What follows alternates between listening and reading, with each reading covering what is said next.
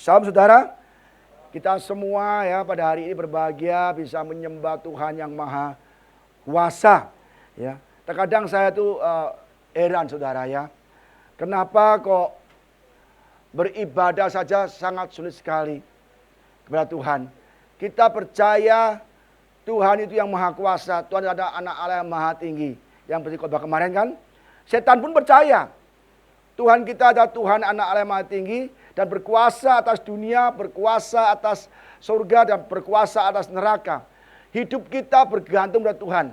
Kalau kita percaya Tuhan berkuasa ya, atas segala masalah hidup kita, kenapa kita kadang-kadang malas beribadah, saudara? Ingat, berkat kutuk dari Tuhan. Kalau kita beribadah sungguh-sungguh, percaya sungguh-sungguh, maka berkat pemulihan, kesembuhan kita akan terima dari Tuhan. Amin. Tapi kalau sebaliknya, kalau kita tidak mau beribadah dengan sungguh-sungguh, ya, kita berdoa pun percuma.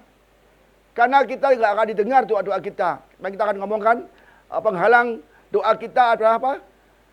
Dosa dan kejahatan kita. Nggak bakal dengar Tuhan. Dan bahkan kita bisa masuk neraka. Kalau kita percaya surga milik Tuhan, berkat milik Tuhan, ya, kenapa kita nggak mau beribadah? Susah sekali ibadah. Maka saya saudara, tiap hari saya selalu berdoa. Ya. Bahkan saya takut sekali kalau saya lupa doa. Maka saya kalau doa saya benar-benar kembali ke ruang doa, minta ampun Tuhan. Karena doa adalah nafas orang percaya. Kalau saudara nggak berdoa, saudara adalah orang-orang yang mati. Mati apa? Rohani. Putus hubungan dengan Allah.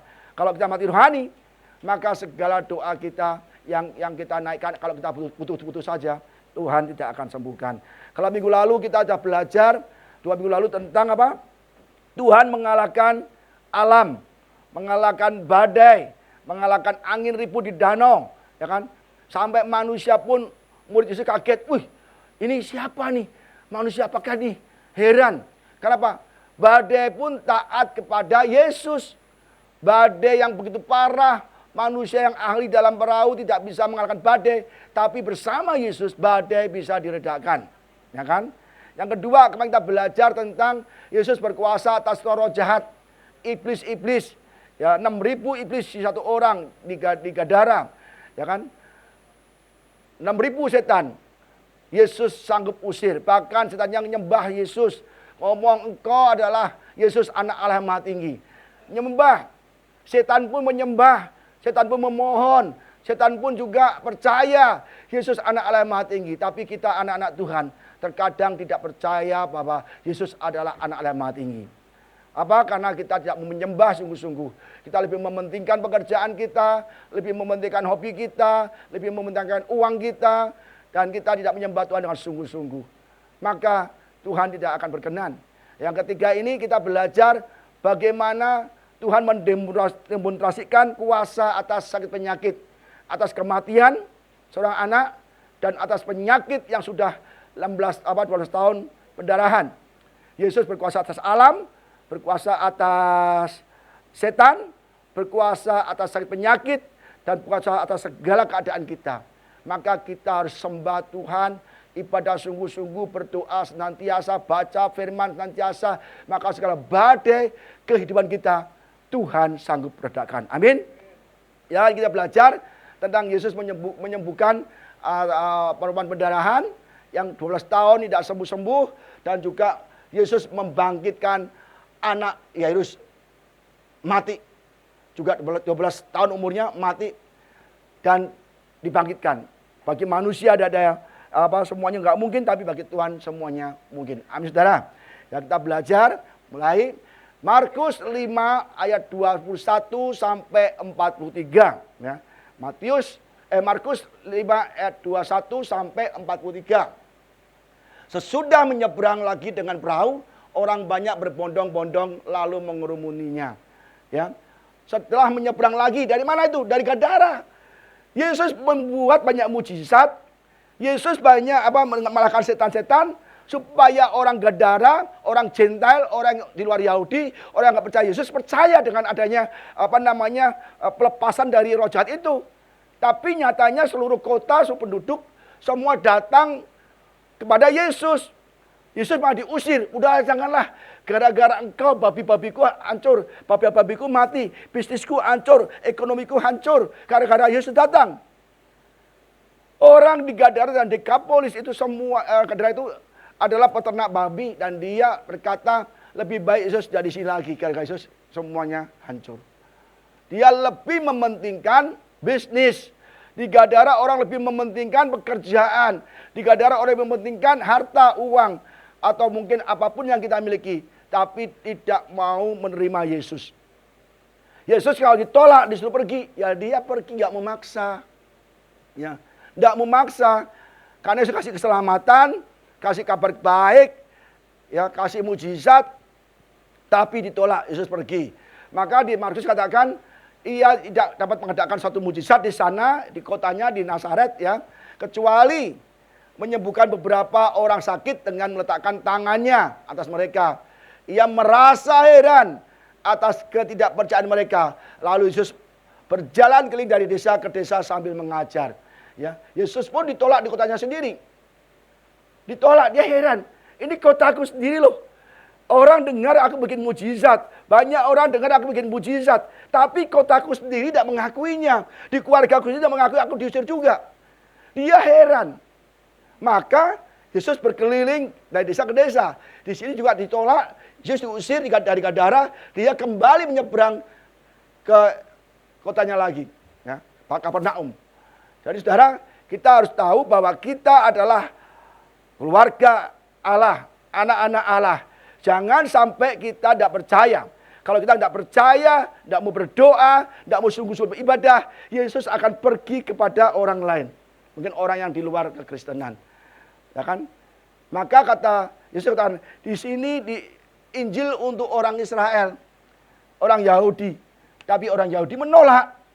Maka Injil diberitakan oleh Paulus ke seluruh dunia sampai ke kita.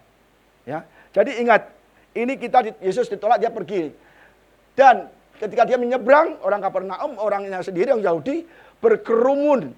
Lalu mengerumuni dia. Datang semua, wah Yesus datang. Mereka tahu bahwa Yesus membuat mujizat. Dia guru, ya kan. Semua datang. Ya. Dimanapun Yesus berada, selalu diikuti orang. Karena dimanapun Yesus berada, selalu membuat mujizat. Ya. Datanglah seorang kepala rumah ibadat yang bernama Yairus. Ketika ia melihat Yesus, tersungguhlah ia di depan kakinya. Datanglah seorang rumah ibadat. Ini rumah ibadat ini dia biasanya teman-temannya orang Saduki, Farisi, Sanhedrin, orang-orang imam kepala. Dia yang memuji Yesus. Tapi dia orang yang terpandang dan teman-temannya orang Farisi, Saduki dan orang-orang Sanhedrin dan imam kepala. Dia ahli Taurat dan dia mau datang kepada Yesus. Kenapa? Karena ada masalah yang dia benar-benar rindu dipecahkan, dipulihkan atau disembuhkan anaknya. Jadi dia bisa datang ke Yesus. Dia gak malu. Dia redahkan hatinya, dirinya sebagai ketua, sebagai kepala rumah ibadat.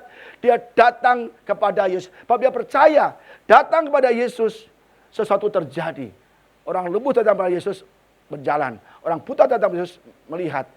Bahkan orang mati pun didoakan Yesus. Dibangkitkan bisa. Jadi jelas, orang kepala rumah ibadat ini sudah belajar tentang Yesus. Tapi dia berani datang kepada Yesus. Dan untuk apa? Dan dia melihat Yesus. Tersungkurlah ia di depan kakinya. Kepala rumah ibadat. Teman-temannya orang Farisi. Teman-temannya ahli Taurat. Dia datang kepada Yesus. Dia mau datang dengan berbagai beban yang berat. Dan dia mau datang dan menyembah. Nah kita gimana nih? Ya. Ibadah zaman sekarang gimana nih? Datang ke gereja menyembah, memuji, menyanyi dengan sungguh-sungguh, atau hanya sekedar ibadah saja? Kita harus datang ke gereja, harus menyembah dengan sungguh-sungguh. Jauhkan kita main HP, jauhkan kita pikir yang lainnya. 2 jam saja. Kasih waktu untuk Tuhan, sembah beneran. Kalau WL-nya udah semangat banget, udah angkat tangan kita, tepuk tangan aja. Jangan gini aja. Itu kita nggak menyembah. Ayo kita bangkit berdiri. Dia nggak bangkit berdiri. Dia duduk saja. Silakan duduk. Dia berdiri. Enggak ya. Ya kan, saudara? Jadi kita menyembah sungguh-sungguh. Jangan beribadah karena ada motivasi. Jangan sekali-kali. Hanya satu motivasi. Menyembah Tuhan. Mengasihi Tuhan. Bersyukur pada Tuhan. Ini adalah orang kepala rumah ibadat ini. Sungguh-sungguh dia jatuh tersungkur. Orang lihat semua. Dia nggak malu, dia nggak gengsi. Dia merendahkan dirinya menyembah Tuhan. Dan memohon dengan sangat kepadanya. Datang, melihat Yesus, dia tersungkur menyembah dan memohon dengan sangat. Memohon dengan sangat. Dengan sungguh-sungguh. Berarti dia punya masalah yang berat. Masalahnya dia tidak bisa tangani. Apa itu? Anakku perempuan sedang sakit, hampir mati. Datanglah kiranya dan letakkan tanganmu di atas supaya ia selamat dan tetap hidup. Anakku perempuan yang satu-satunya dikatakan di Injil lain, yang satu-satunya. Terus perempuan satu-satunya umur 12 tahun. Sakit keras dan dia hampir mati. Letakkan tanganmu Yesus, pasti anakku selamat dan sembuh. Jadi ini benar-benar kita belajar dari sini sudah cukup nih saudara. Ya, datang kepada Tuhan, melihat Yesus kan tersungkur, berdoa, menyembah, sujud, dan memohon dengan sangat. Mohonnya dengan asal-asalan sangat-sangat.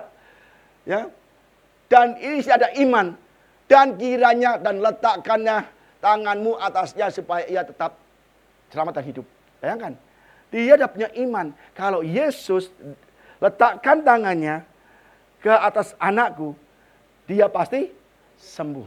Dia mengakui Yesus berkuasa atas sakit penyakit. Dia mungkin belajar dari Gadara. Di Gadara dia dengar, wah di Gadara ini dia Yesus mengusir legion. Ya kan? 6.000 atau 5.000 setan. Ya, dan dia mungkin banyak melihat, mendengar tentang Yesus. Dan dia percaya bahwa engkau letakkan tangannya, Yesus akan sembuh. Ini Lukas katakan karena anaknya perempuan yang satu-satunya yang berumur kira-kira 12 tahun hampir mati. Ya, Lukas mencatat yang detail lagi, anak satu-satunya perempuan ya yang berumur 12 tahun hampir mati. Anak ini sekarat, sakit keras dan hampir mati. Berarti inilah, bayangkan kalau kita punya anak satu, sakit saja kita bingung nggak? Walah bingung kita pasti sudah ke sana kemari, tanya sana tanya sini, panik. Anak satu-satunya, lagi 12 tahun, lagi SD kelas 6. Waduh saudara ya, jadi dia percaya bahwa Tuhan akan sembuhkan. Lalu pergilah Yesus dengan orang itu, orang banyak berbondong-bondong mengikuti dia dan berdesak-desakan. Dan ini Yesus ditolak di Nazaret kan, dia pergi. Yesus ditolak Nazaret. Karena nggak percaya. Kotanya sendiri, Yesus orang Nazaret kan ditolak. Tapi justru kepala rumah ibadat ini sungguh-sungguh tahu, wah gila saya baru melangkahkan kakinya dari danau ke daratan, dia sudah datang tersungkur. Melihat imannya, Yesus pergi ke rumahnya. Yesus menghargai orang-orang yang sungguh-sungguh mencari dia dan percaya kepada dia. Amin. Kalau kita sungguh-sungguh berdoa, Tuhan, aku ada masalah keuangan, masalah pekerjaan, masalah keluarga, masalah anak, dengan istri atau dengan suami, masalah dengan apapun Tuhan. Aku benar-benar Tuhan, tidak berdaya apa lagi. Aku percaya hanya Engkau yang sanggup menolong kami. Dengan sungguh-sungguh hati, memohon dengan sangat. Saya percaya Yesus mendengar dan Yesus menolong. Amin ya saudara.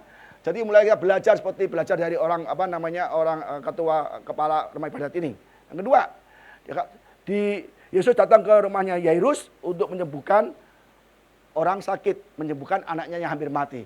Tapi di tengah-tengah jalan ada gangguan, ada halangan. Kita lihat halangannya apa? Adalah di situ seorang perempuan yang sudah 12 tahun lamanya menderita pendarahan.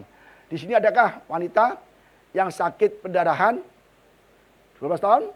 Paling seminggu, 5 hari. Ya kan?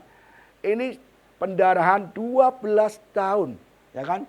Ia telah berulang-ulang diobati oleh berbagai tabib. Sehingga telah dihabiskanlah semua yang ada padanya. Namun sama sekali tidak ada faedahnya. Malah sebaliknya. Ya, keadaannya makin memburuk. ini orang 12 tahun sakit, pasti sudah ke semua tabib. Ya kan? Udah pasti tidak mungkin tidak ke semua tabib. Pasti sudah ke semua tabib, saudara. Ya kan? Dan dia benar-benar pasti sudah tabib ini kasih rumus, kasih jurus, kasih apa ramuan-ramuan. Ya kan? Apapun, mungkin pijat-pijat. Zaman dulu kan nggak tahu. Mungkin pakai apapun. Tapi nggak berhasil. Cari lagi, udah bayar tuh. Ya kan? Cari lagi tabib lain, tabib lain. 12 tahun saya percaya semua tabib di daerah itu sudah dikelilingi. Bahkan di luar kota pun sudah dikelilingi. Bahkan dia sudah bayar. Sampai katakan, sehingga telah dihabiskannya semua yang ada padanya. Jadi sudah berulang kali, ya kan, sudah ke dokter, mungkin ke rumah sakit, ke bidan, ke klinik, tusuk jarum, tusuk apa, tusuk konde kali nggak tahu. Semua tusuk apa kita nggak tahu. Pokoknya apa akupuntur, ya kan? Mungkin sudah semua ke dukun, sudah ke orang-orang pintar. Tidak ada satupun yang sanggup menyembuhkannya. Bahkan dikatakan di ayat ini, semua yang ada padanya habis. Hartanya habis, punya rumah habis, punya kebun habis, ternak habis, punya mobil habis, punya gedung habis, punya ini habis, semua habis. Tapi keadaannya apakah membaik? Tidak, semakin memburuk. Udah, kalau sudah habis sama sekali, mau apa? Ke dokter lagi, nggak ada duitnya. Emang dokternya mau, kamu bayar, nggak ada uang habis, tabib, dokter. Ya sudah sana. Kita aja kalau rumah sakit pakai DP nggak? Pakai DP. Bu Ida tuh kebakaran, bukannya masuk dulu, obatin dulu, saya panggil Pak istrinya, iya. Itu Bapak ke sini Pak, ke administrasi. Kenapa Pak? Pakai DP. Hah? Bu saya kan nggak beli motor, nggak beli mobil, kok pakai DP? Pakai DP Pak. Bayangkan saudara, sakit pun udah sakit, disuruh pakai DP. Ya kan? Jadi sakit pun perlu biaya. Ya kan? Dan ini benar-benar sudah nggak ada duit lagi, frustasi. Apa yang terjadi? Dia dengar ya bahwa Yesus akan lewat di daerahnya, ya kan? Dia sudah mendengar berita-berita tentang Yesus, maka di tengah-tengah orang banyak itu ia mendekati Yesus dari belakang dan menjamah jubahnya. Jelas dari berarti dia ini benar-benar sudah nggak ada harapan lagi dan dia menjamah jubahnya. Dia mendengar Yesus, berita tentang Yesus, menyembuhkan sakit, ya, menyembuhkan banyak sakit penyakit, bahkan mengusir setan. Maka dia mendengar Yesus dan dia berusaha keras untuk mendekati Yesus. Bagaimana caranya? Yesus kan berjalan nih ke rumah Yairus nih. Banyak laki-laki yang mengemudi Yesus, banyak laki-laki semua mengelilingi Yesus. Padahal orang perempuan pendarahan itu najis. Di kitab Imamat katakan itu najis. Tidak boleh dekat-dekatan orang-orang, nggak boleh kena nyentuh orang. Kalau nyentuh orang itu juga najis. Jadi benar-benar dia bingung, tapi dia besar harapannya untuk sembuh. Mungkin dia pakai kerudung, pakai kerudung begini, ya kan? Supaya nggak tahu orang. Dia udah menyingkirkan banyak orang, dia menjamah. Dan ini yang paling luar biasa sekali. Sebab katanya, asal ku jamah saja jubahnya, aku akan sembuh. Dia begitu, dia punya iman. Dia percaya, dia mengatakan, asal ku jamah saja jubahku sembuh. Perkataan iman, perkataan firman, perkataan iman kepada Yesus. Asal ku jamah Yesus, aku gak jamah Yesus, jubahnya. Lukas mencatat, ujung jubahnya, the border of the garment. Ujungnya saja, bukan Yesus, ujungnya saja. Aku pasti sembuh. Itu perkataan iman. Perkataan iman dapat menyembuhkan. Tapi perkataan yang sia-sia, mulut kita banyak bohongnya. Kalau kita banyak bohong, ingat nih, banyak bohong, kita ngomong kesembuhan tidak terjadi.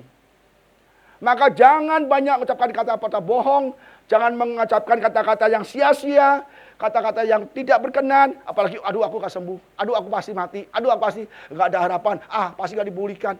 Itu kata-kata sia-sia yang berlawanan dengan iman kita. Maka mulut kita itu ada kuasa, kuasa perkataan. Ketika kita berkatakan firman, maka ada kuasa untuk menyembuhkan. Kalau kita perkataannya bohong, ada loh, Banyak orang Kristen itu bohong melulu. Banyak aja. Banyak. Orang demikian mau doa nungging-nungging tidak bakal dikabulkan. Ya, jangan sampai kita berkata-kata bohong. Ini karena ada kuasa itu dekat dengan bibir mulut kita. Kita katakan firman, maka akan sembuh. Asal ku jamah saja jumbai, ujung jubahnya aku akan sembuh. Apa terjadi ketika dia ngomong gitu? Seketika itu juga berhentilah pendarahannya. Dan ia merasa badannya sudah hampir sembuh dari penyakitnya. Seketika itu juga, saat itu juga, dengan mendadak, sekonyong-konyong, dia sembuh. Karena apa? Karena perkataan firman, perkataan iman kepada Yesus. Maka kalau kita doa, kita katakan, aku percaya Yesus dengan iman kepada Engkau. Masalahku pasti dipulihkan. Karena aku percaya sungguh-sungguh pada Engkau. Yesusku hebat, Allahku yang maha besar. Jangan hanya nyanyi saja, Allahku maha besar, Allahku hebat, Allahku Jehovah Rafa, Allahku Jehovah Jireh. Tapi hati kita nggak percaya. Ucapkan kata-kata firman. Maka seringkali kalau aku doa di belakang, saya katakan, Yesus gembalaku yang baik, takkan kekurangan aku. Ia memberikan aku di rumput yang hijau, ya, di air yang tenang, gerakan jiwaku, menuntun aku jalan yang benar, ya kan? Tak takut bahaya kita karena Yesus bersama kita. Itu saya ucapkan tiap kali doa. Doa Bapak kami saya ucapkan. Karena saya percaya, ini doa-doa yang Yesus ajarkan. Maka perkataan itu penting sekali. Perkataan kita menentukan hidup kita. Supaya kita perkataannya firman terus, ya baca Alkitab lah. Baca Alkitab, maka yang keluar firman terus. Ya kan kalau kita susah, katakan aja atau takut. Allah tidak berikan roh ketakutan. Tapi roh berikan kasih, kekuatan dan ketertiban atau penguasaan diri. Kalau kita nggak punya uang, kita tagih utang, Allahku Jehovah Jireh, Allah akan menyediakan, ya kan? Sekarang kita perlukan untuk kemuliaan Yesus. Jadi Yesus kasih kita ayat supaya kita nggak khawatir dan takut, kita lawan iblis dengan kuasa firman Tuhan. Amin saudara. Ya, maka dikatakan seketika sembuh tidak bayar, gratis, hanya percaya saja kepada Yesus. Ya, dengan katakan iman, firman, maka kita sembuh. Ya, jadi jemaat tempat ini jangan sampai kita mengatakan ucapan sia-sia, ucapan yang melemahkan iman, ucapan yang tidak dalam firman, dan juga jangan banyak berbohong, karena berbohong itu adalah tanda bahwa Bapak kita bukan Yesus, tapi setan. Kalau kita setan tidak bakal kita doa pun dikabulkan. Ya, Markus 3:10 katakan, sebab ia menyembuhkan banyak orang sehingga semuanya sakit, kesaksian tidak menjamah jubahnya. Menjamah jubahnya saja sembuh. Saya punya dulu saudara, ini bertahun-tahun, 12 tahun. Saya dulu waktu SD ikut kungfu, ya kan. Zaman dulu kungfu terkenal kan, pakai perguruan singa terbang. Singa ada terbang lagi yang hebat kan. Saya latihan kungfu, ya kan. Terus taekwondo. Taekwondo saya pernah jadi juara nasional kelas 10, 56 kilo kan. Pernah juara. Dan waktu taekwondo itu kayak saya pernah ketendang keras punggung kananku. Itu udah 50 tahun lalu. Enggak. 45 tahun lalu. Karena udah sakit. Itu kalau malam sakit, kadang siang sakit, duduk sakit. Cenut.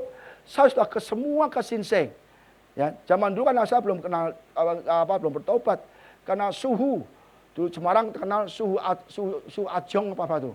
Dia bikin urapan minyak pijit yang panas. Bikin koyok bulat-bulat. Koyoknya kayak ketan hitam, tebel lagi koyoknya. Ya kadang nggak tahu sekarang ada nggak koyok hitam.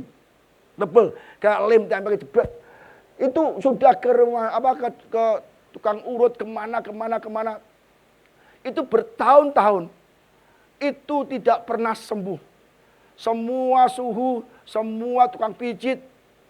Ya, saya nggak ke dokter, ke terapi aja, tarik leher. Supaya enak kan namanya fisioterapi ya namanya ya. Itu kita udah ke dokter fisioterapi, enggak sembuh-sembuh. Kayak kecepit ya. Kecepit kan. Saya nggak mau. Sudah sakit serentak mati, saudara. Bertahun-tahun sampai punggung saya itu hitam. Kenapa? Banyak koyok nempel. Koyok ini. Udah banyak tabib, banyak suhu, berbagai jenis koyok. Aduh, koyok cap tikus, koyok cap apa, gajah, itu. Tempel semua. Sakit sekali, saudara. Tapi pada akhirnya, sudah 40 tahun saya bertobat ini, ya, saya mungkin 8 tahun yang lalu lebih kali. Saya berdoa, Tuhan, udahlah yang terjadi, aku percaya kau sembuhkan. Yang terjadi ini saya berusaha mencari semua tabib, semua suhu dengan banyak biaya, tapi tidak. Bahkan suhu yang aku datang itu pinter, kuat, narik mobil dengan perutnya, dipoto, hebat masuk koran tuh. Tapi juga nggak sembuhkan, saudara. Bayar juga kita kan. Tapi akhirnya saya berdoa sama Tuhan, dan itu bisa sembuh, saudara. Sampai sekarang sembuh total. Asal ku jamah jubahnya aku sembuh. Jadi itu 40 tahun lebih. Sampai sekarang sembuh. Karena sudah semua cara, saya nggak mau operasi, saudara, takut, saudara. Jemaat kita ada kan, suaminya ada orang kecepit di punggungnya kan, ke rumah sakit di Jakarta Barat ini, ya kan? Salah operasi kali ya, atau gimana? Lumpuh total. Lumpuh kalau jongkok, duduk mendingan bisa. Itu lumpuh tidur, bangun nggak bisa. Jadi dia mau duduk aja di mana, di mana, di kasur nggak bisa. Itu lebih dari 30 tahun sampai sekarang masih hidup. 35 tahun, bayangkan. Itu tidur di ranjang sampai sekarang. Kita pernah doakan juga dulu kan. Waktu 6-7 tahun lalu. Sampai sekarang. Bayangkan. Itu sampai sekarang bukan operasi andakan dokter yang hebat. Dokter urat, dokter syaraf. Malah salah operasi, mungkin salah potong, salah tempel, saya nggak tahu kan. Sampai sekarang itu masih berbaring di ranjang tak berdaya. 40 tahun. Coba kalau percaya pada Yesus. Ya kan? Percaya pada Yesus. Pasti sembuh. Saya percaya bagi Tuhan ada yang mustahil. Tapi mereka tidak mau percaya. Tidak mau beribadah. Ya sudah, susah. Sudah sakit parah. Butuh Yesus. Butuh kesembuhan. Bukan sesuai ibadah, tapi dia nggak mau ibadah. Ya dia istrinya yang sengsara sendiri. Istrinya kan ibadah harusnya kan, tapi nggak mau ibadah. Saya panggil ibadah nggak mau datang. Ya sudah, akhirnya dia tidak mencari Yesus. Dia rela, yaudahlah, yang penting aku tiap hari rawat dia lah, buang kotoran, bersih-bersih tiap hari. 40 tahun ada, sampai sekarang. Bayangkan, padahal ini perempuan hanya asal ku jamah jubahku sembuh. Jamah, ya kan? Jadi Markus 6:56, kemanapun dia pergi, ke desa-desa, kota-kota, atau ke kampung-kampung orang, meletakkan orang sakit di pasar dan memohon kepadanya supaya mereka diperkenankan menjamah jumbai ujung jubahnya saja, dan semua orang yang menjamahnya menjadi sembuh. Bukankah kita punya Tuhan yang hebat?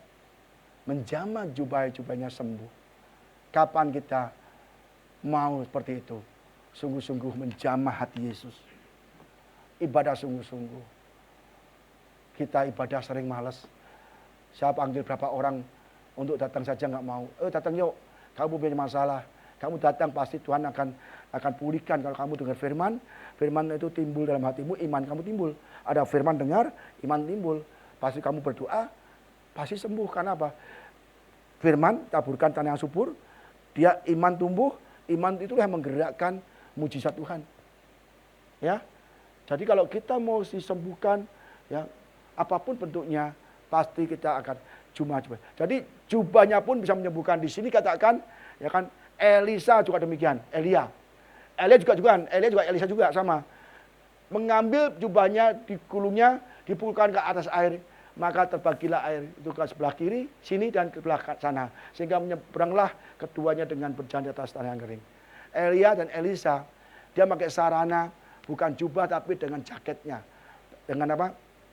Jubahnya yang digulung itu, kayak ya betul dipulkan air itu tersibak. Jadi kadang-kadang Yesus pun memberikan mujizat melalui sarana. Ada pakai minyak urapan, ingat kan? Ada pakai jubah, ini Paulus. pakai sapu tangan. Lah oleh Paulus Allah mengadakan mujizat yang luar biasa. Bahkan orang membawa sapu tangan atau kain yang pernah dipakai oleh Paulus dan meletakkannya atas orang-orang sakit, maka lenyaplah penyakit mereka dan keluarlah roh-roh jahat itu. Ya, jadi kalau kita benar-benar di dalam Tuhan, jarak jauh nggak bisa, kita nggak bisa nengok ke orang rumahnya, udah nih sapu tanganku nih. Tapi kalau kita nggak punya iman, nggak pernah beribadah, sapu tangan kita bikin orang malah mati. Sakit kasih sapu tangan malah mati kan. Tapi kalau kita punya iman, percaya, udahlah aku nggak bisa. Banyak kesaksian saya dengar kok. Ya kan, anak yang kamu bertobat, narkoba, nakal, jahat banget. Mamanya panggil pendeta, dia tuh udahlah Bu, ini sapu tanganku. Ya kan, taruh di bantalnya saja. Anaknya bertobat, saudara. Siapa itu? Smith Wigglesworth. Anaknya nakal, jahat. Dia datang ke Smith Wigglesworth, ya kan. Ibu ini kasih sapu tangan atau kain kan, taruh di bawah bantalnya. Anaknya tidur, besoknya bertobat. Jadi kadang-kadang Yesus tuh pakai juga sarana. Point of contact Yesus pakai tanah, dioleskan. Jadi intinya bahwa kalau kita punya iman pada Yesus, pasti disembuhkan. Ya. Pada ketika itu juga, Yesus mengetahui bahwa ada tenaga yang keluar dari dirinya. Ada kuasa. Dunamus, dinamit, yang kata dinamit. Ada kuasa. Ada tenaga yang keluar dari dirinya.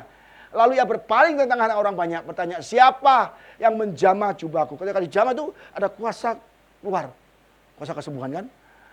Lalu ia memandang sekelilingnya cari. Siapa nih? Padahal di belakang persis dia nggak tahu. Yesus gini aja. Mana. Padahal di belakang persis kan. Murid-muridnya menjawab.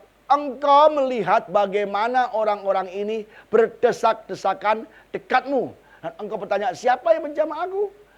Jadi, muridnya ngomong, Yesus, guru, gimana kau bilang siapa yang menjamah aku? Semua menjamah kau. Banyak orang mengerumuni engkau. Dikawal banyak orang, disertai, dikerumuni banyak orang.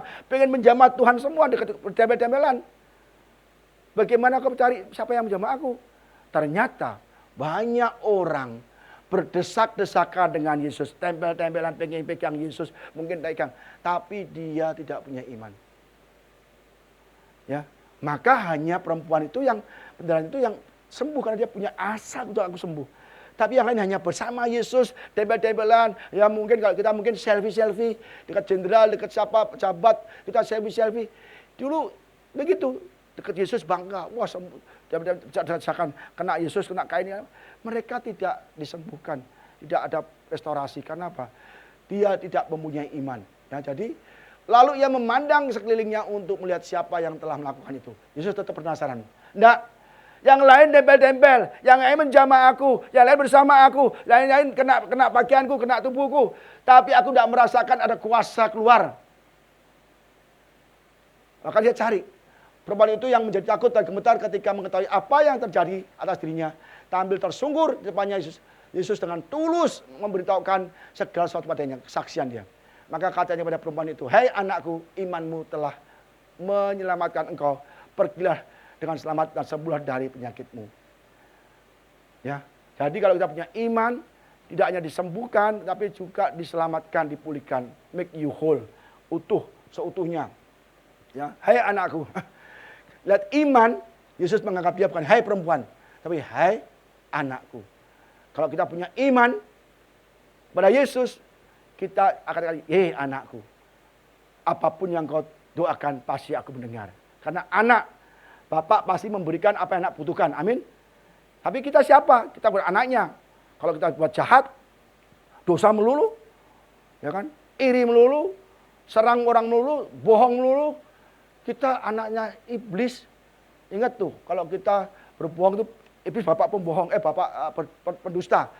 Ya, bapak segala dusta. Maka kita, hai anakku. Ya mudah-mudahan kita semua di sini, Yesus mengatakan, hai anakku. Maka apapun yang kita anak ini, minta apapun pasti diberikan. Ya, saya percaya Bu Kesha punya cucu ini sayang pasti minta apa dikasih kan. Karena sayang itu cucu nih, apalagi anak kan. Ya. Lukas 5 ayat 28, lalu katanya kepada mereka, di manakah percayaanmu? Ini Yesus menyinggung, ya, waktu badai di danau. Jadi Yesus hanya perlu iman. Di mana imanmu? Di manakah kepercayaanmu? Mengapa kau nggak percaya? Ya maka takutlah mereka dan heran. Lalu kata seorang pada yang lain, siapa gerangan orang ini sehingga ia memberikan perintah dan angin dan air, mereka taat kepadanya. Air, danau, badai, natural, semua Tuhan yang berkuasa. Ya kan? Jadilah terang, jadi terang. Jadilah air, jadilah air. Jadilah tumbuhan jadi. Ya. Jadi kita jangan meremehkan, ya. Iman. Hei anak, imanmu telah menyelamatkan engkau. Kalau saudara tidak baca Alkitab tiap hari, saya percaya iman saudara iman yang tidur, iman yang pasif, iman yang mati. Karena iman timbul dari pendengaran akan firman Allah. Ya. Jadi iman, ya, kesembuhan sumbernya adalah ini sumber iman. Jadi iman timbul dari pendengaran dan pendengaran akan firman Kristus. Karena apa? Kok bisa berkuasa firman itu? Pada mulanya adalah firman itu bersama-sama dengan Allah, dan firman itu adalah Allah sendiri. Ingat, firman adalah Allah sendiri. Kita ucapkan firman, mujizat pasti terjadi. Tapi bukan sekedar ucapkan, tapi kita mempercayai hidup oleh iman. Amin ya saudara.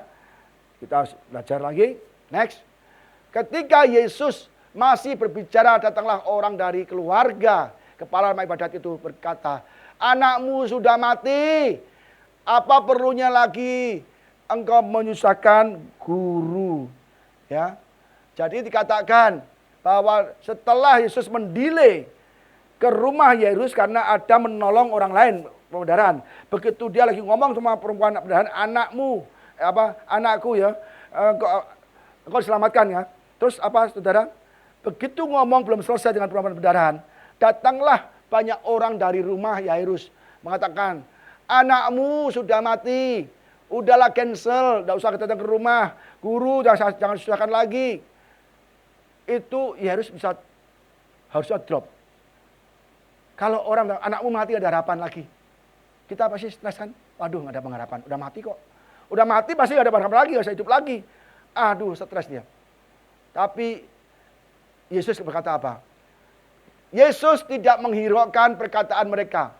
Dan berkata kepada kepala rumah ibadat, jangan takut apa? Percaya saja. Bayangkan, engkau sudah mati, anakmu sudah mati, tidak ada harapan lagi. Udah nggak usah panggil guru, nggak usah panggil Yesus ke rumah, ngapain? Itu gimana perasaan Yairus tuh? Anak satu-satunya sudah mati, aduh nggak ada harapan lagi. Dia mungkin drop imannya, mungkin guncang, sedih karena dengar berita yang tidak enak.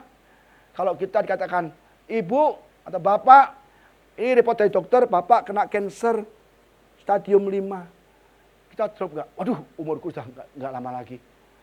Umur ibu tinggal sebulan. Kok sebulan? Kita drop nggak?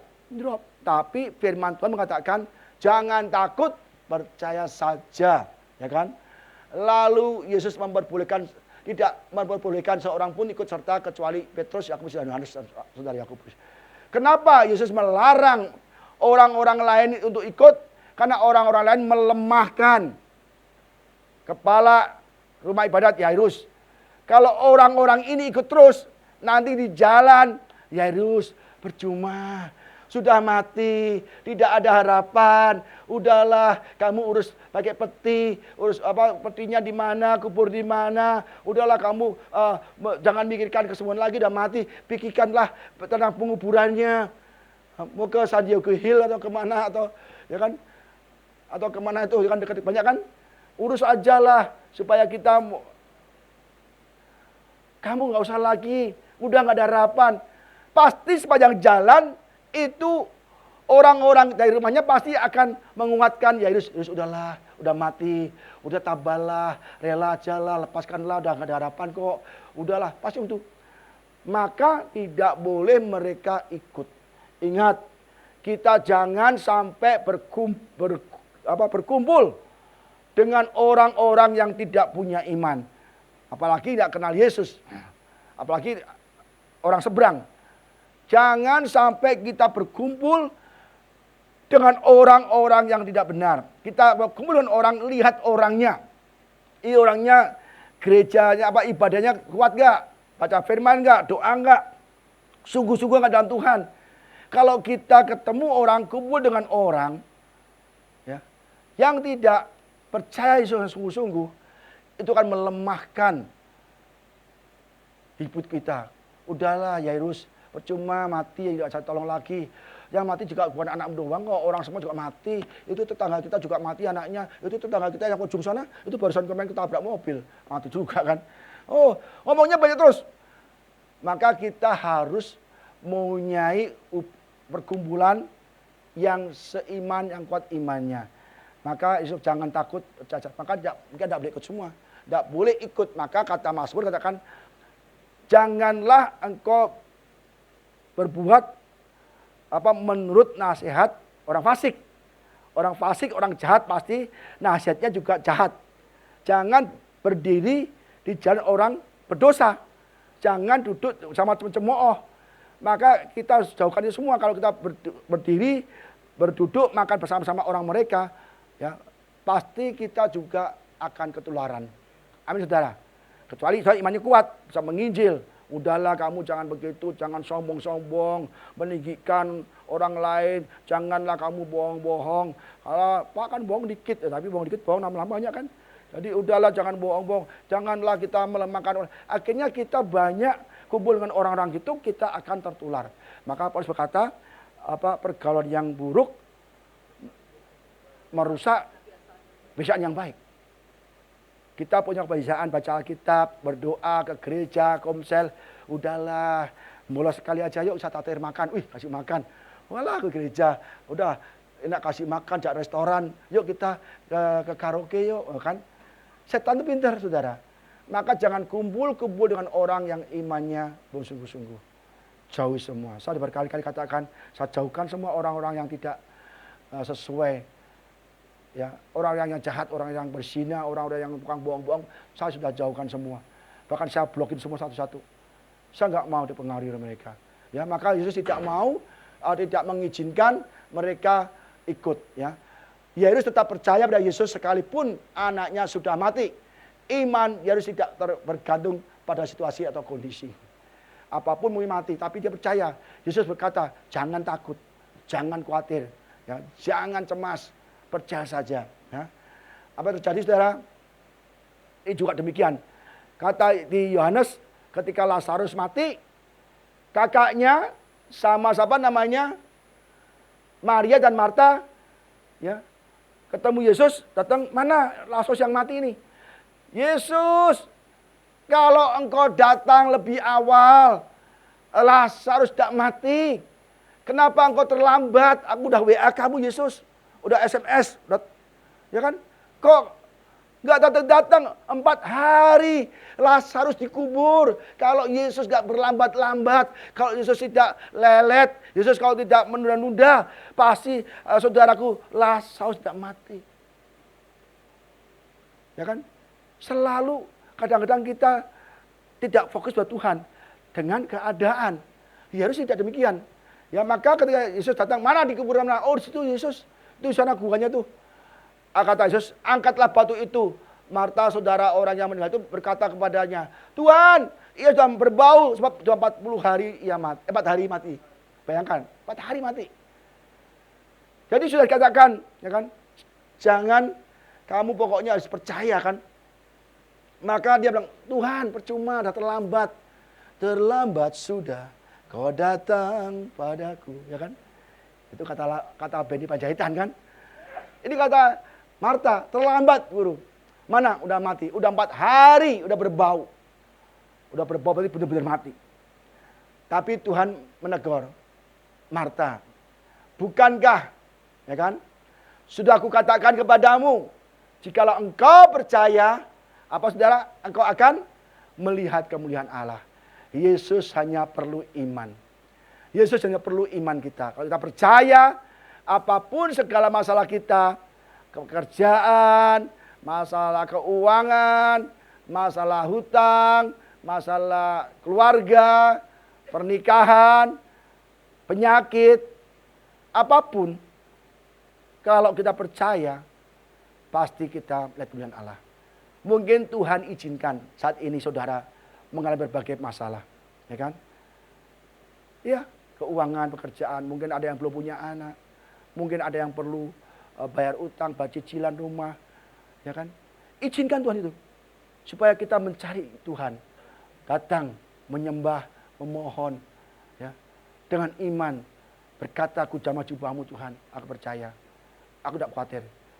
Nyanyi saja, Allahku kan memenuhi keperluanku menurut kekayaan dan kemuliaannya. Saya percaya saudara, maka yang tidak mungkin bagi manusia sudah mati 4 hari. Bagi Tuhan ada yang mustahil. Lazarus, keluar kau. Langsung keluar. Bayangkan, mana ada tokoh agama lain, ya kan? Atau agama lain, atau kepercayaan lain yang Tuhannya bisa menyembuhkan seperti Yesus atau nabinya? Tidak ada. Hanya Yesus yang berkuasa. Kita bahagia, ya. Contoh lagi, Hizkia, raja yang dikatakan, Yesaya katakan pada Hizkia, rajaku, raja umatku, kau sakit dan engkau akan mati. Engkau pamit kepada keluargamu, berkata-katalah pesan apapun, mungkin kasih warisan, suatu wasiat, udah kamu katakan pada dia mati, dia akan hidup lagi. Tapi Hizkia, dia menoleh ke tembok, ya kan?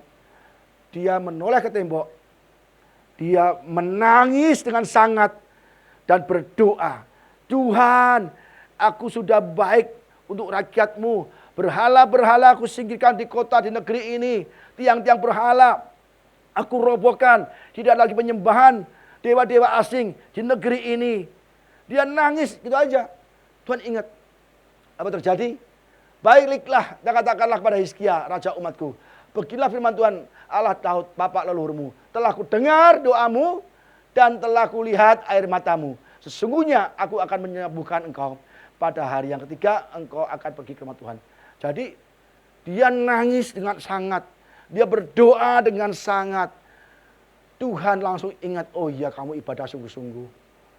Kamu ibadah kepadaku tiap hari berdoa. Ya, dan kau sungguh-sungguh beribadah. Tidak ada motivasi lain engkau ibadah. Aku akan sembuhkan engkau. Perpanjang usiamu 15 tahun. Aku berkati engkau. Lindungi engkau dari musuh-musuhmu. Tuhan kita Tuhan berkuasa, saudara. Tuhan kita Tuhan berkuasa. Siapa yang percaya bahwa Tuhan kita berkuasa atas hidup kita, angkat tangan kita. Amin, saudara ya. Jangan sampai kita tidak percaya. Penghalang mujizat, penghalang berkat kita adalah justru ketidakpercayaan kita. Amin. Mungkin kita punya keluarga yang kita mau menangkan, keluarga saya dosa Tuhan. Dia doa terus pasti disembuhkan. Ya, jadi bagi Tuhan tidak ada yang mustahil. Ya. Nah, ini ada lagi. Ya, ini kalau kita dosa, pasti doa kita tidak didengar Tuhan. Ya. Contohnya Raja Daud ketika dia mau perang, Tuhan, boleh gak aku menyerang? Akankah kau berikan itu pada kami? Majulah, aku serahkan musuhmu pada kau. Mau perang lagi, Tuhan, aku mau perang lagi. Apakah kau berikan pada aku musuh itu? Majulah, engkau akan menang. Kadang jangan. Kamu harus ke pohon kertau, kamu harus punya strategi. Nanti kalau aku bilang serang, pohon kertau berbunyi, serang semua. Tuhan bisa mengatur Daud dan memenangkan berbagai pertempuran. Berbagai musuh, banyak musuh dikalahkan. Dia taat pada Tuhan, apapun doa-doanya, dia selalu dengar Tuhan. Bahkan dia berkata, aku diam di rumah yang bagus, dipapari dengan pohon aras. Tapi tabut Allah ada di tenda. Aku ingin membuat rumah Tuhan lebih bagus dari rumahku. Daud memperhatikan rumah Tuhan untuk meletakkan tabut. Akhirnya dia memberikan semua keperluan, emas, perak, kayu baik-baik. Tapi Tuhan bilang, jangan kau yang membangun, karena tanganmu banyak darahnya. Tapi Salomo lah anakmu yang akan membangun. Tapi Daud tetap memberikan bahan materialnya semua untuk pekerjaan rumah Tuhan. Dan apa terjadi, saudara? Rumahnya bagus tuh, aku tahu berapa puluh triliun tuh, apa hitung dulu. Waduh, hebat sekali. Daud memperhatikan. Tetapi ketika Daud berbuat dosa, Tuhan tidak mendengar doa-doanya. Maka kata Yesaya katakan apa? Bahwa yang menjadi penghalang kau adalah kejahatanmu dan dosa-dosamu. Akhirnya dia tahu ada wanita mandi, ya kan? Itu juga aneh juga ya. Dia lihat wanita mandi, Batseba mandi, dia tertarik. Ada nafsu kan? Dia nggak doa itu. Tuhan, boleh nggak aku menghampiri wanita mandi itu? Nggak tanya kan? Kalau tanya pasti, oh nggak boleh kan? Tapi Tuhan membiarkan, dia nggak bersuara, ingin menguji iman Daud, apakah engkau lakukan atau tidak. Ternyata Daud melakukan, ambil perempuan itu, ditiduri, hamil. Kata hamil, suaminya dibunuh dengan kejam. Kirim Uria, orang Het ini. Orang Uria itu setia loh. Setia banget sama Daud, dia rela mati untuk Daud.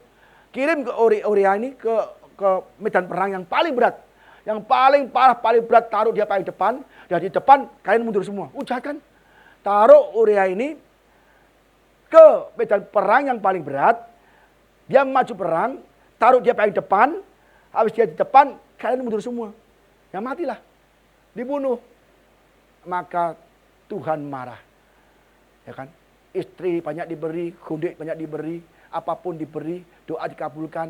Kamu minta istri apapun akan aku berikan. Dia raja, ya. Jadi saudara jangan tiru, jangan Pak aku minta istri 2, nggak boleh, 3 nggak boleh. Karena ini zaman dulu Tuhan raja kan, Salomo pun 1000 kan, makanya banyak dosa Salomo. Terus jadi kamu minta doa aku berikan. Tapi kenapa perempuan ini kau hampiri, hamil dan kau bunuh suaminya? Itu kekeji di mata Tuhan. Akhirnya anak itu lahir, Tuhan kasih tulah sakit penyakit. Apa yang lakukan Daud? Daud berdoa dan berpuasa. Tapi Tuhan tidak mendengar doa-doanya. Sesungguhnya tangan Tuhan tidak kurang panjang untuk menyelamatkan dan mendengarkannya. Tidak kurang tajam telinganya kan untuk mendengar. Tetapi yang merupakan pemisah antara kamu dan Allahmu ialah apa? Segala apa? Kejahatanmu. Dan yang membuat dia menyembunyikan diri terhadap kamu sehingga ia tidak mendengar ialah segala dosamu.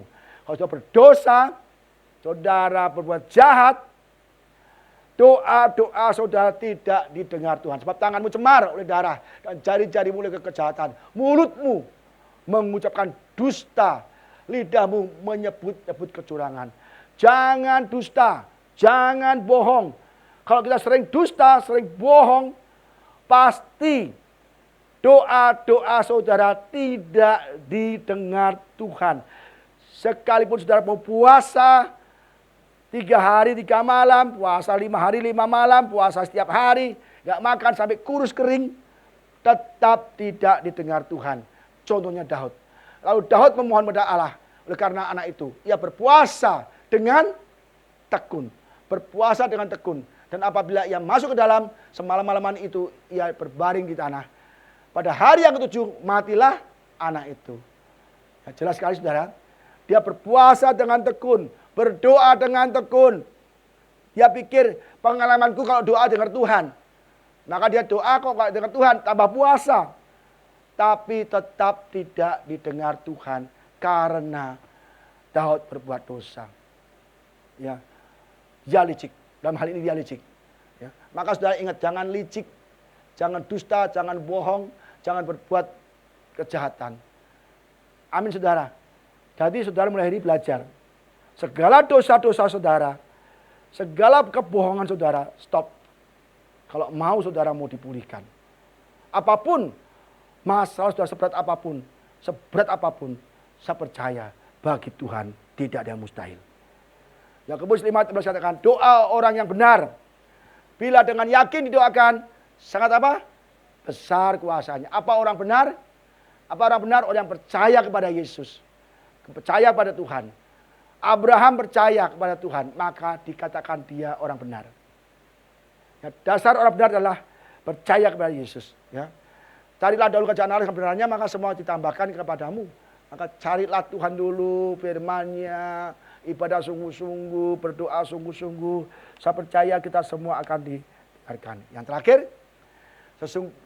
yang terakhir, wah Pak Budi tumben. Terakhir baru jam 11.45 dah terakhir.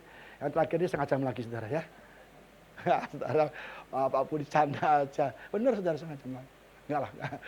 Mereka tiba di rumah kepala rumah ibadat. Dan di sana lihatnya orang-orang ribut, menangis dan meratap dengan suara nyaring. Ya, jadi Tuhan itu tidak pernah membiarkan orang yang sungguh-sungguh cari Tuhan. Oh ya, saya mau kesaksian nih. Ya. Saya punya teman cowok, ya, teman kuliah di sekolah teologi, dan dia adalah sekarang dosen teologi.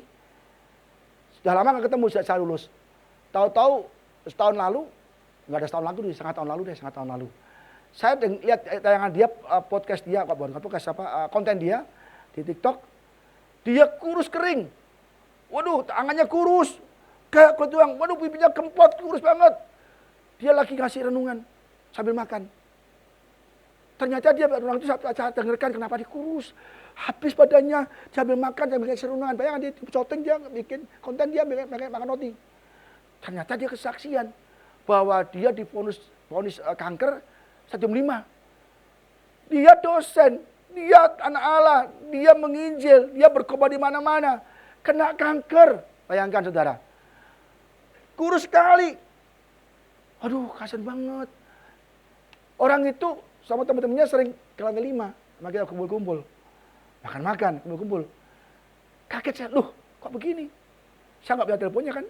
Ya udahlah, akhirnya saya lihat, kasian banget. Tapi begitu kurus gitu, stadium 5 dia sudah kemoterapi yang ke-7 atau ke-8, saya nggak tahu. Ternyata udah lama dia kena cancer. Ya nggak lama, dia kesaksian badan saya turun 10 kilo lebih. Makanya kurus banget. Tapi dia kurus begitu, mungkin orang bilang hampir mati atau kulit membungkus tulang. Dia selalu kasih podcast, kasih konten-konten, kasih renungan-renungan di YouTube, di TikTok. Dia mau Tuhan Maha Kuasa, percaya Tuhan. Dia sambil makan roti. Saya cancer, tapi saya tetap makan apa aja. Dokter bilang suruh makan apa aja. Ya, saya sambil makan nih, saya makan. Roti sambil ngomong sambil ngasih firman. Karena dia kayaknya mungkin perutnya dikasih supaya ngisi terus kan. Sambil makan. Dia ngasih renungan. Terus kuatkan iman saudara-saudara lain yang dengarkan konten semuanya. Begitu saya lihat, kemarin minggu lalu 2 minggu lalu. Saya lihat dia sudah bekerja, mengajar. Dan dia foto bersama rekan-rekannya dosen. Sudah gemuk saudara. Udah gemuk. Ia tidak ke luar negeri untuk cancer. Dia tidak pakai macam-macam. Dia tetap BPJS kan, tapi kan pakai BPJS murah meriah nggak bayar.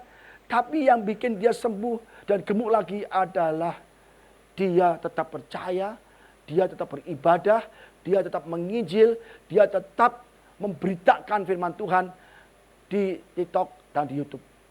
Wih, lihat banget. Sekarang sudah sembuh, sudah gemuk saudara. Padahal waktu saya lihat kaget, tinggal kulit pembungkus tulang doang. Kurus banget, udah. Wah, saya pikir ini nggak ada harapan nih. Nggak ada harapan. Ternyata dia semakin giat melakukan firman Tuhan. Dia nggak kerja, karena nggak boleh kerja dong begitu kok. Akhirnya dia udah melakukan firman Tuhan, terus dia ngajar, dia menginjil, sembuh. Ya saudara, jadi begitu ada yang mustahil. Mereka tiba di rumah kepala rumah ibadat. Dan di sana terlihatnya orang-orang ribut, menangis, dan meratap dengan suara nyaring. Zaman dulu kalau orang mati, dia menyewa peratap-peratap. Ya kan, disewa, ya berapa orang, dan orang kaya tambah banyak lagi, orang peratap-peratap itu banyak sekali. So nangis, semakin kenceng nangisnya, semakin bikin orang ikut sedih, ikut berduka, tambah mahal kali bayarnya. Menjabat-jabat rambutnya, pukul-pukul lantai, pokoknya berteriak-teriak, ada pakai musik untuk menciptakan suasana duka. Zaman dulu memang gitu, dibayar untuk begitu, sudah tidak tap. Zaman sekarang enggak, ya kan? Kemarin sama Bu Ida, saya ke rumah duka kemarin, ya kan?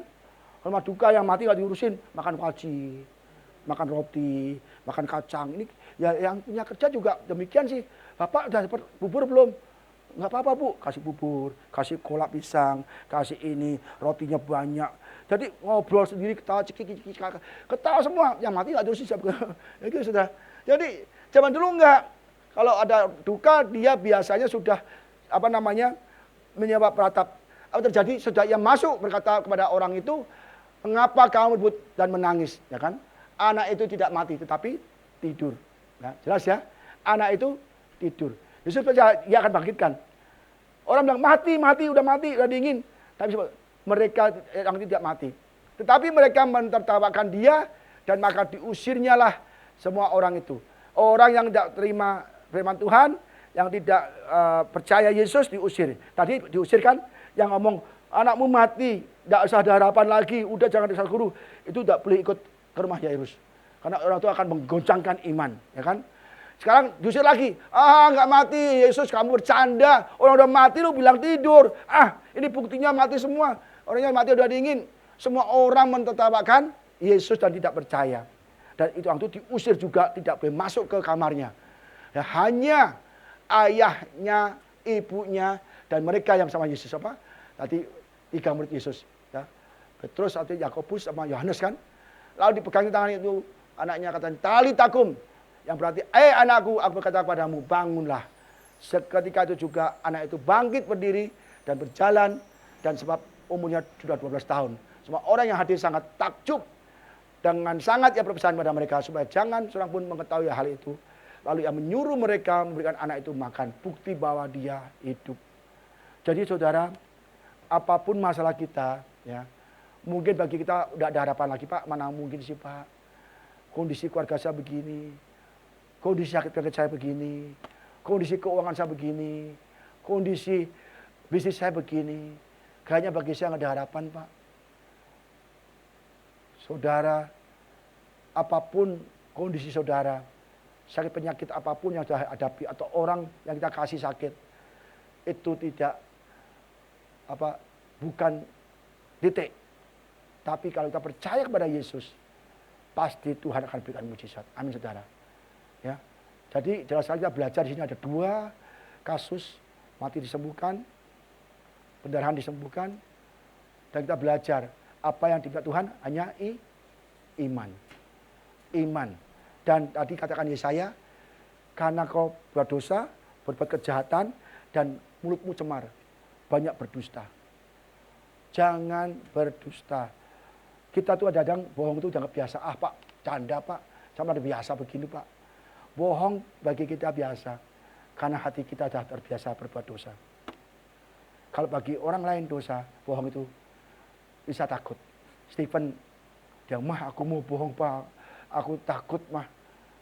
Aku disuruh bohong, tapi aku tidak mau mah. Aku deg-degan, aku tidak bisa bohong disuruh bohong. Stephen bilang gitu. Jadi bayangkan itu, Stephen disuruh bohong. Dia bilang, aku tidak mau bohong Pak, aku takut.